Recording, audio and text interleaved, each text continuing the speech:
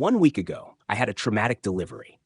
After pushing for over 6 hours, I had to have an emergency C section and delivered our first baby. On top of the pain from the C section, I pulled my back out from pushing for so long, and the doctors told me I had the worst vaginal swelling they've ever seen. So recovering from that wasn't fun at all either.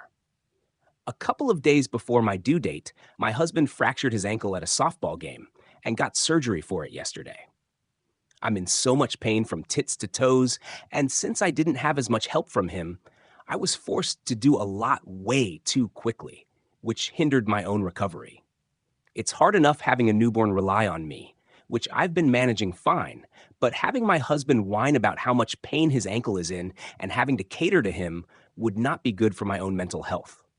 I think he will heal way quicker if he just toughs out his hardest days with his parents so his mom can take care of him.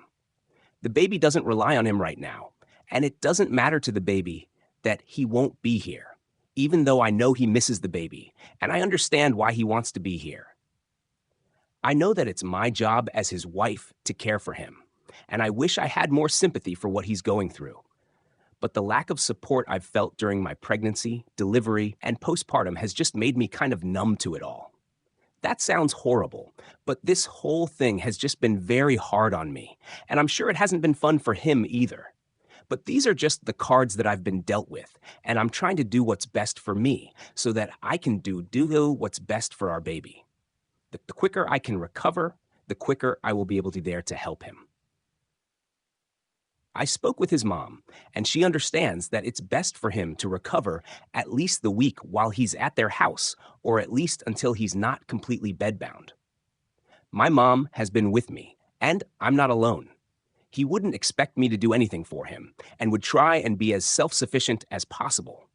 But he almost completely wiped out in the kitchen the other day, trying to clear his own plate. He did also have a major surgery and will need some help that I currently cannot provide him with, and I just want what will be best for him.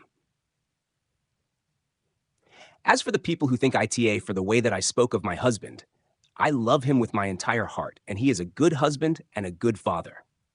I am aware that I definitely do hold a bit of resentment surrounding the entire situation and the entire labor and delivery process and recovery, which is just one of those it is what it is situations, and there's nothing anyone can do about it. I feel bad that he's in pain. I genuinely would never want to see him in pain, but due to everything that's happened, I don't have the sympathy to give. Hearing about how 8 hours of sleep doesn't have him well rested, or how he's so uncomfortable it's hard to sleep, as if I haven't been dealing with that for half my pregnancy. I'm also a new mom, and my hormones are all over the place trying to adjust to everything. Not looking for any sympathy for myself, I just wanted to know if my feelings and reaction to any of this were valid. Update.